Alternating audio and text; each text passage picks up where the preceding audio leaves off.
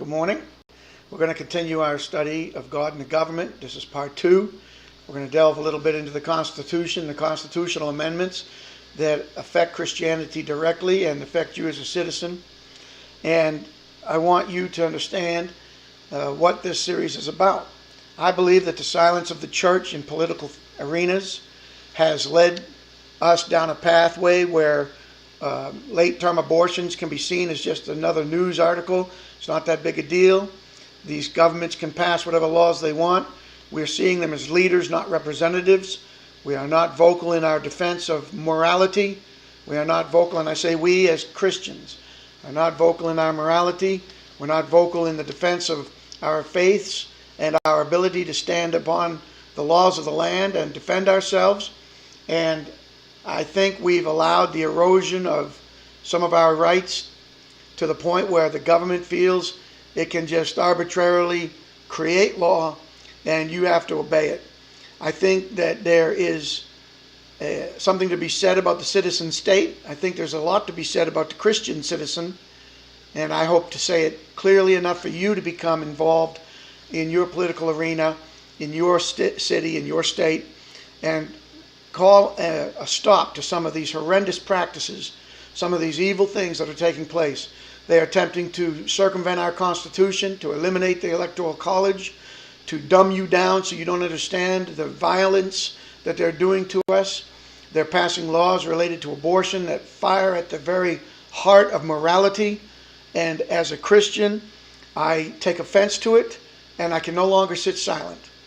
So I hope that by using information that is readily available on the internet and my own studies, by using the Heritage Foundation printout of the Declaration of Independence and the Constitution, that I can bring you, my friends and Christian fellow workers in Christ, back to the table, back to the dialogue that is necessary to maintain the moral center of the United States. This country was founded as a Christian nation under the guidance of divine providence, under the protection of divine providence, by men who weren't perfect, but who understood the need for a moral center to take precedence. And when I read you these issues and these articles, and I give you the information I'm going to give you, I hope that you see your role as an American citizen and your need for getting involved. For some, political arena is still seen as a part of the world they are to shun. For others, it is a stage to commandeer for public evangelistic testimony to the nation.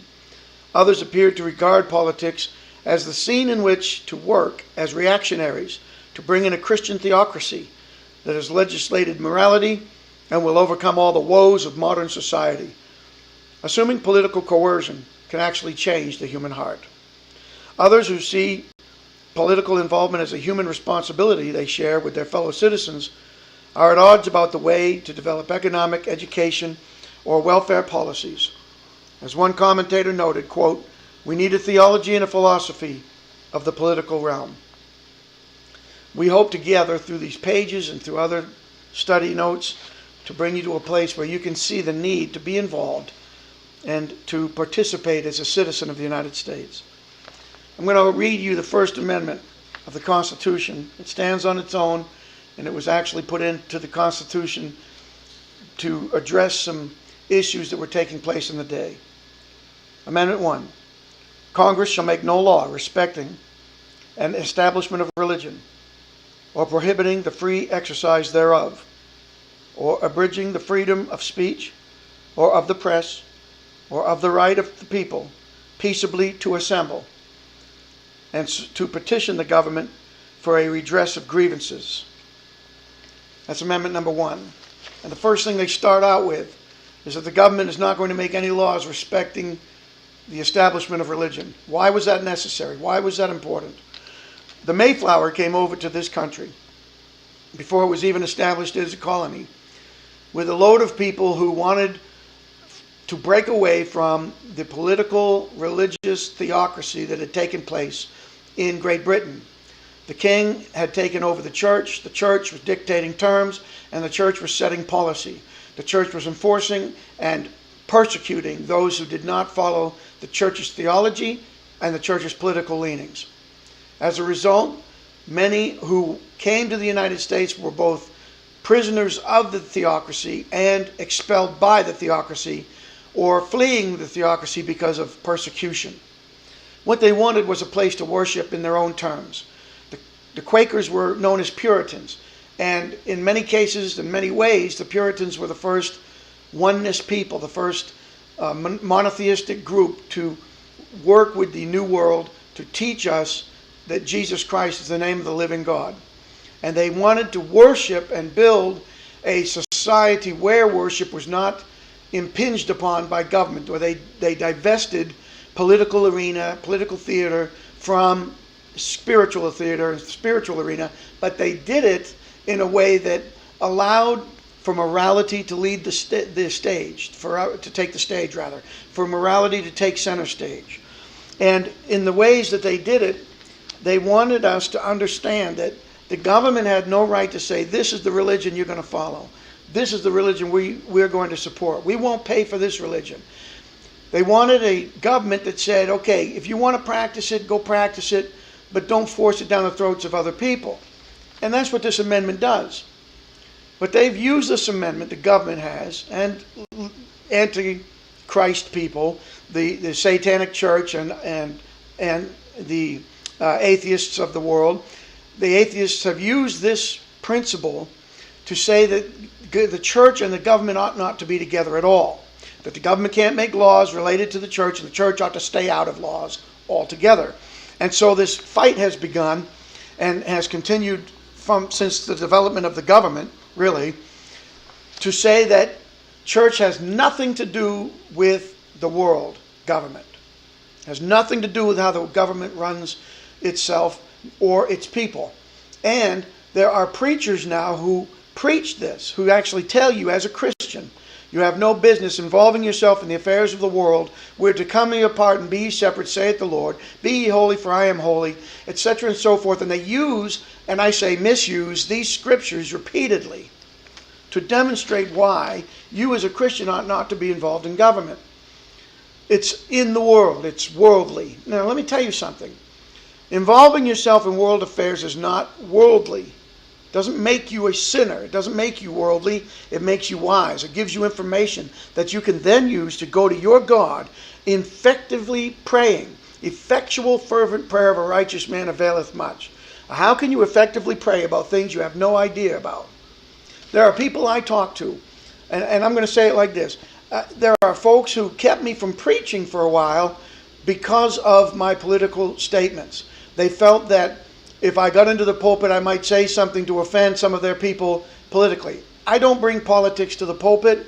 I don't advocate you bring politics to the pulpit. This is not a pulpit.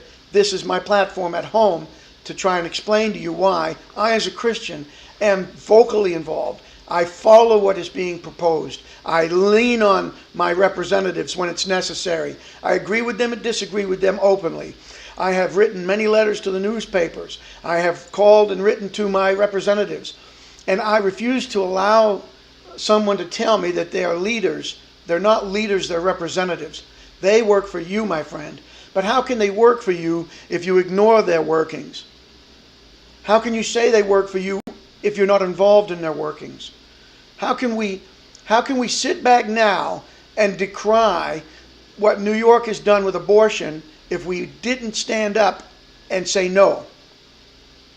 If we didn't vocalize ourselves and make it known before this law was passed how we felt, how can we now stand up and say we regret that it was passed? Oh my goodness, how horrible. You should have been involved in that from the beginning. And it's just going to be that way. We have to understand that God, the Father, is involved in us. God the Father instituted and oversees the political realm as much as every other part of creation. His nature and his role as the active ruler of our universe provides the basic reason for our political involvement. We must be involved in the political issues of our day because we share the life of a living God who himself is just and who seeks justice among humans. During his time on earth, Jesus Christ routinely and regularly affected the political leadership of the day. The Pharisees and Sadducees under King Herod, who ruled the government of Israel, who told the people of Israel what laws they were going to obey. It was this platform that helped the Church of Great Britain, to rise to prominence, and the king then to take the church to a new level. And it's what we've been wrestling against here in the United States for many years. One thing I really appreciate about the United States is I'm not ratted out to the government for being a Pentecostal.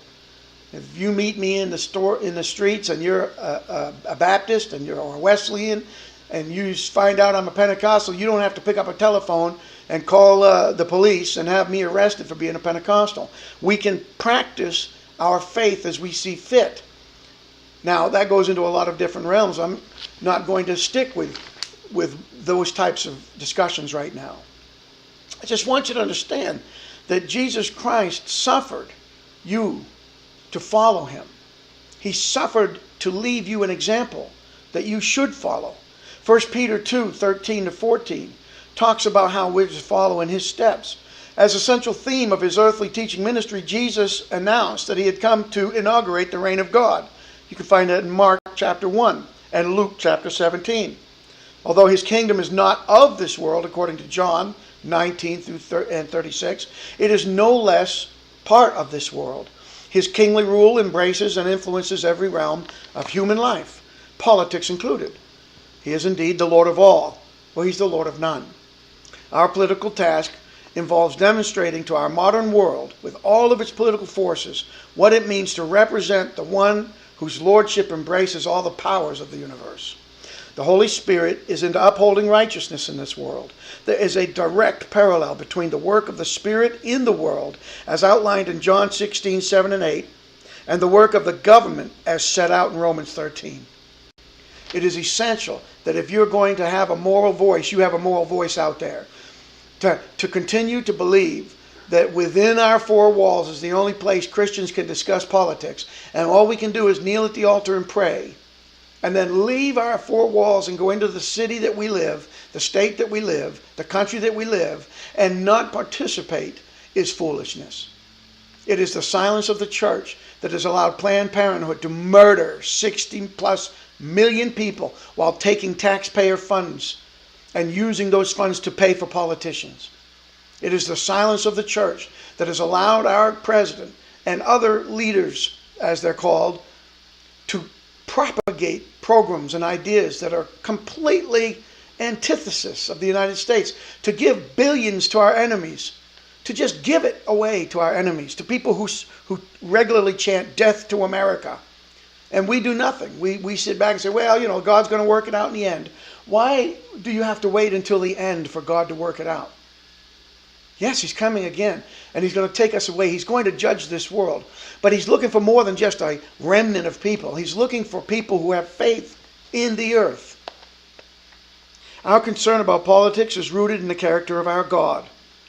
Since he cares about truth, honesty, and justice, equity, and other principles of human life, so must we. As Christians, we understand that all power belongs ultimately to God.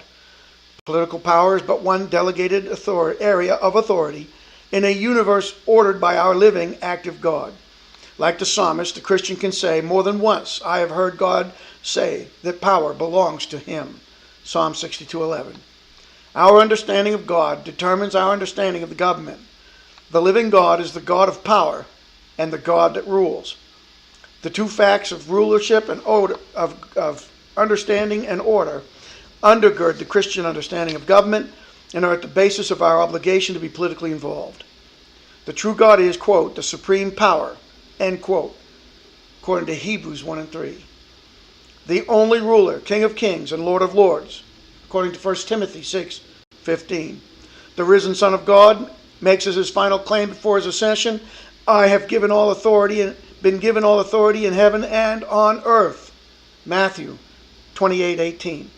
Therefore, all other power, lordship, or authority comes from and depends upon God. The true God is also a God of order. From the very creation of the universe, he has worked to bring order out of chaos. He distributes and controls his power in an orderly way. He is the God of law, who puts things in their prospective relationship and expects that law and order to be maintained.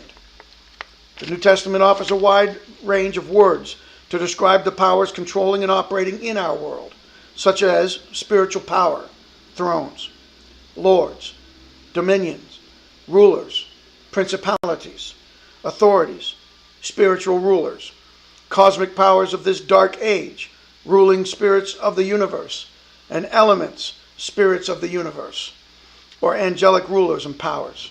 You can find all of these in Colossians 1 and 16, 2 and 10, Ephesians 2 and 2, 3 and 10, Romans 8, 38 to 39, Romans 13, Romans 14, and talking about the unification of people coming together for the purposes of religious strength and practical understanding. The Bible writers saw the power of the state as one of these many kinds of powers, along with various other secondary authorities with delegated powers, such as families, according to Ephesians 3 and 15. The Christian good news is that heaven, Christ rules above all heavenly rulers, authorities, powers, and lords. He has a title superior to all titles of authority in this world and in the next.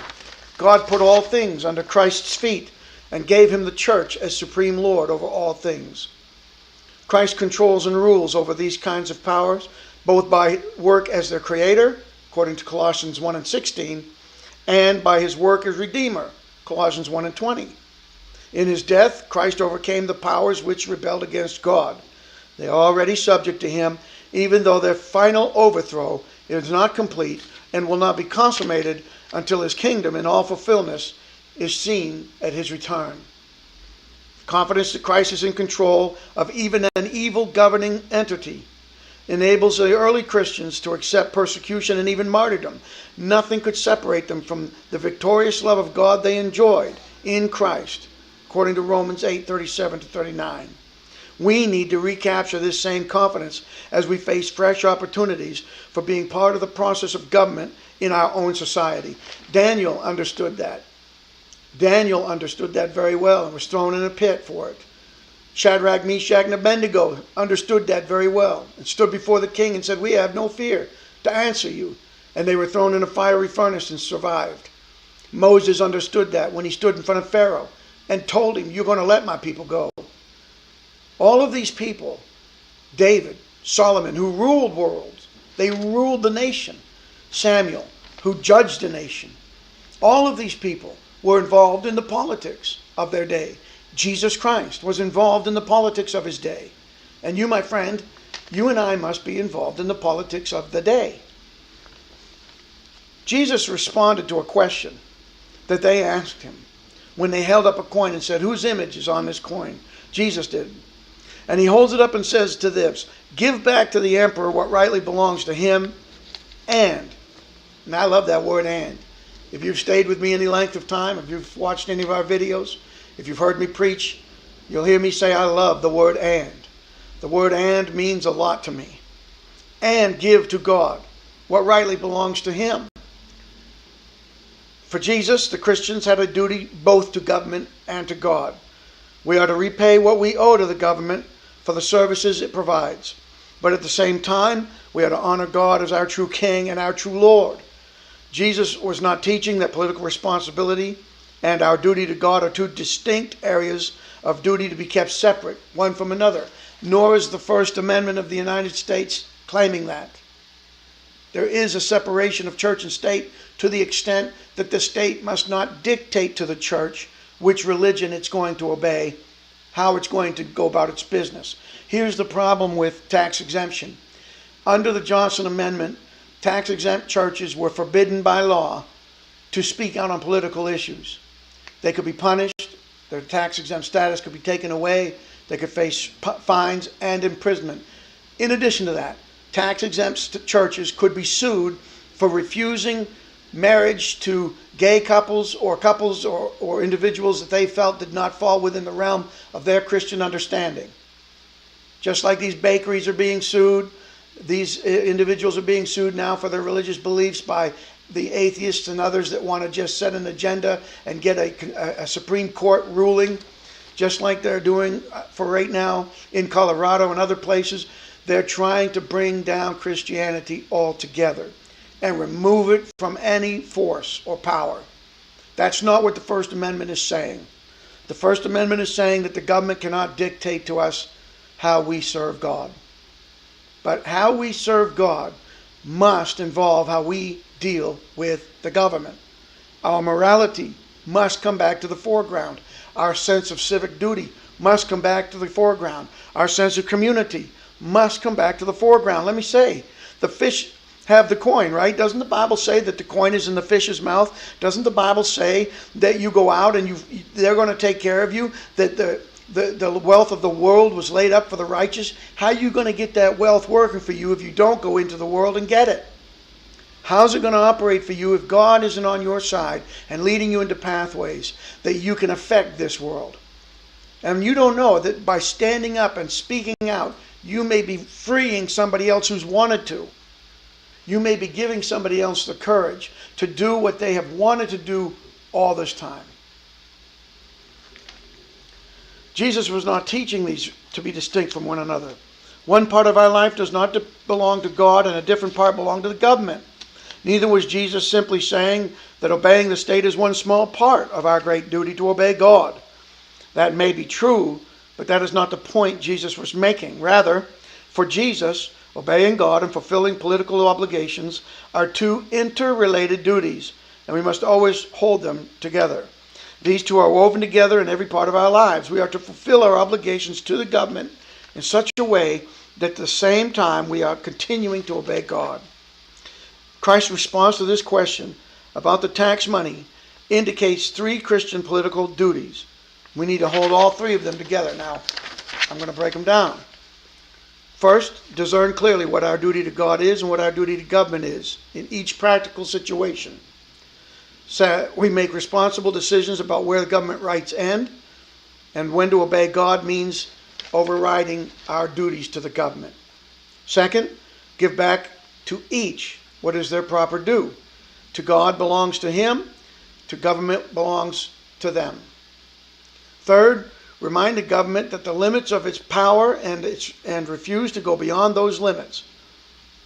Like prophets of old, we are to remind the government of its power and not totalitarianism. God alone can determine the worship of His creatures.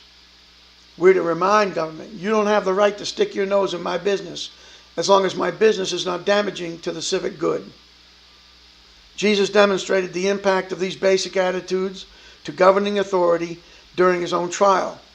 He respected their authority as God-given. The amazing thing about the trial of Jesus is the quiet respect Jesus showed toward those who condemned Him. He quickly stopped the disciples when attacking those who came to arrest Him, as seen in Matthew 26. He quietly and clearly referred to the injustice of what they were doing, but as He did so, He also showed clear respect to those rulers and their positions. According to Matthew 26:55, John 18:19-23. In John 19:11, you find the reason for this respect. Quote, "You have authority over me because it was given you by God." End quote. Like David before him, 1 Samuel 24:6, Jesus saw the rulers of His day as people with a responsibility under God for what they were doing. This respect for the rulers as persons accountable to God led to the second part of Christ's attitude. He meekly submitted to the unjust condemnation of the political leadership of His day.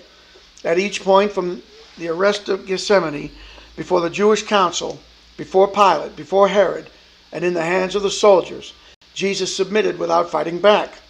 As Peter summed it up, He committed no sin, and no one was ever heard a lie coming from His lips. When He insulted, He did not answer back with an insult. When He suffered, He did not threaten, but placed His hopes in God as the righteous judge. Now you say, see, Brother Mark, that clearly demonstrates why we ought to stay away from government, and if we're brought in, we should keep our mouths shut. No, it doesn't. He was being persecuted for his belief system. You understand? And so he decided that to fulfill his destiny, he had to remain mute before these men and show them respect for their God-given positions. We should do the same.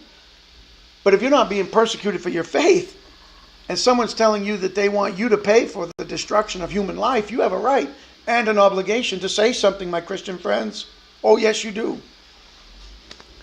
The different understanding of the situations centered on Jesus' belief that both satanic forces and the will and power of God were at work in and through these decisions and actions of the rulers of this day.